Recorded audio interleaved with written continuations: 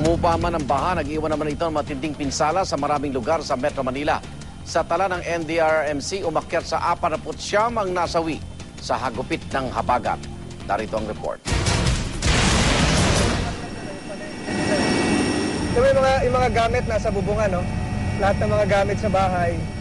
Sakay ng helicopter, nilibot ni MMDA Chairman Francis Tolentino ang Metro Manila at mga karatig lugar.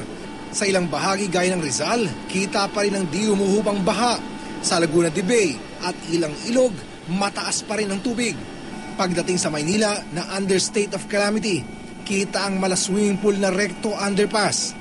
Sa baba, yung dewatering.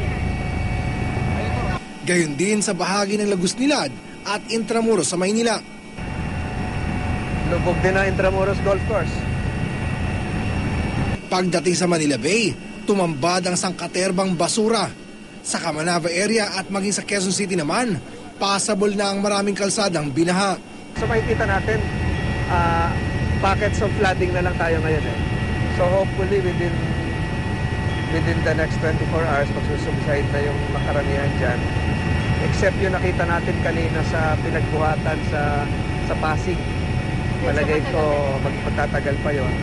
Pero humupa man ang baha, di may kakailang matindi ang iniwan itong pinsala at marami ang nagbuwis ng buhay.